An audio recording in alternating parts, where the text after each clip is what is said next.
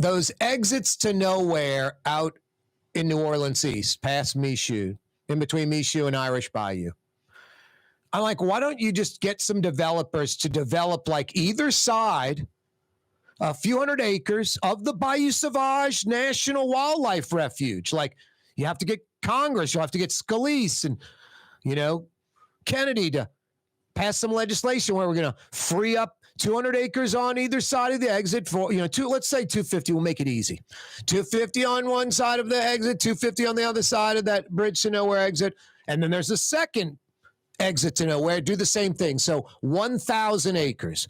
And then the developer or developers would have to, build marsh wetlands, say twice as much as they're taking away to build there. And you're not really building something, concrete and like that. You're building like Venetian Isles. You're building like little fingers of land that you'd put houses on in the backyard. You could have your boat. So those people are people that want their boat in their backyard. That there would be those types of people. Or if not, they just want to live on the water. Yet they're right off the interstate. So you'd have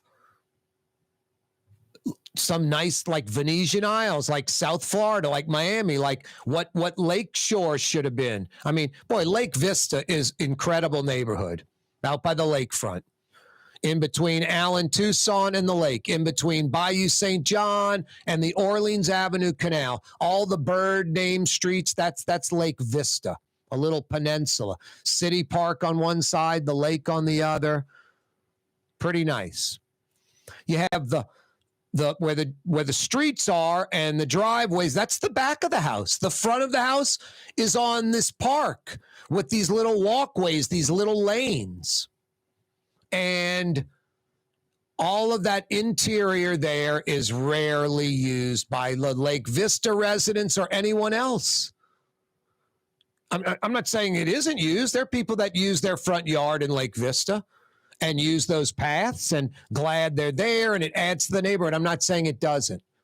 But if it were water access, where you had a boat in your yard, that might be a little different. It might change the whole dynamic of that neighborhood.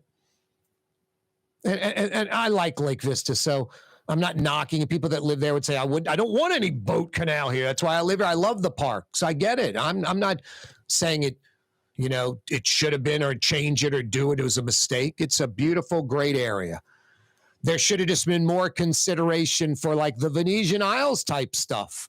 And we don't have any of that. It's like living on the lake or the river.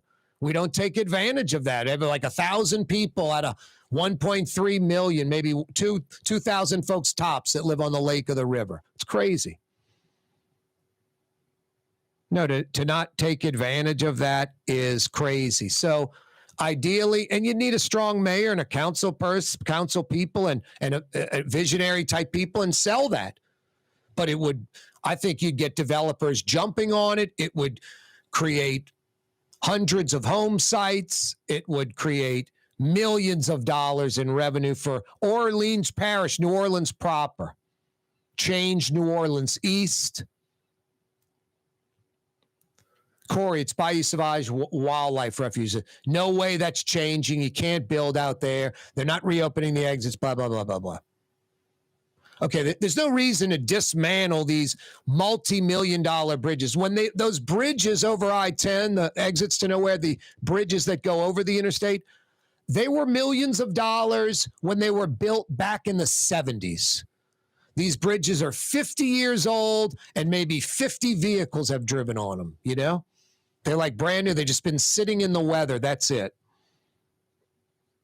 You've got Bayou Sauvage Wildlife Refuge on either side of the I-10. The I-10 basically now, what would have been Orlandia, New Orleans East neighborhood expansion and growth, is now is Bayou Sauvage, the largest urban wildlife refuge in America.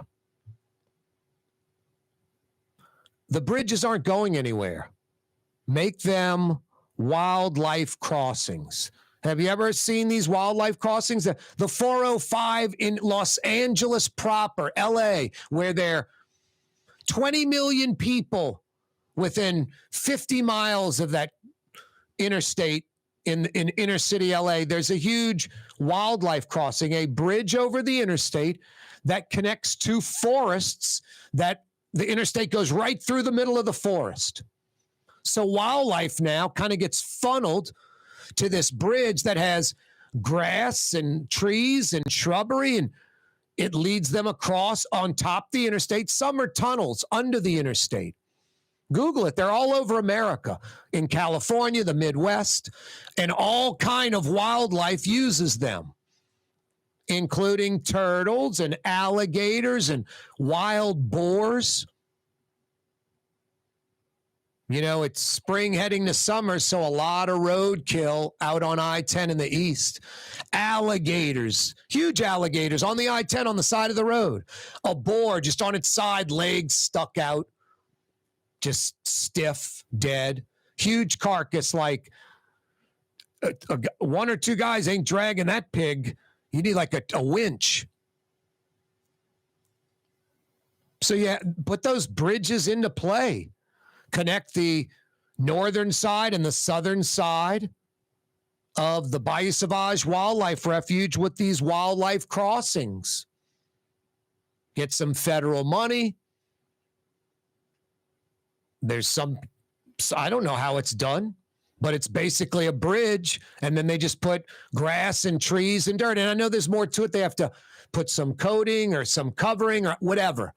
But the bridge infrastructure is perfect for this, especially a bridge that's never going to be used by cars, automotive, truck traffic. Never. The exits are blocked off. So if someone's not going to get creative and let's redevelop those exits to nowhere in New Orleans East, just a few hundred acres on either side, and the developers have to, whatever amount they take, maybe double or triple, they got to redevelop wetlands that don't exist. Like, how about out in Lake Bourne, which is more of a, it's not really a lake anymore. It's kind of a, not a lagoon, but a, I don't know what you'd call it. It's open water. It's not a lake. You want close in the Gulf side, try to close in the Gulf side. Have those folks do their remediation over there. Putting new wetlands into play, planting cypress, dredging, building rock jetty, planting cypress trees, whatever. If you're not going to do that, then put those bridges into play where turtles, alligators, the boars can traverse I-10, not try to run across the interstate, cause an accident, kill a human being, injure a human being. That's the worst part, the number one concern. Second, why have all these carcasses you got to pick up on the interstate? It's ridiculous. The feds will probably pay for most of it. It's green, it's sound. You're putting the bridges into use. You can put something on the bridges instead of graffiti. You can have nice painting and signage. Bayou Sauvage, wildlife crossing, have alligators and turtles and all that, and swamp picture on there. I mean, I don't know what to tell you, but just the exits to nowhere, develop them, or wildlife crossings.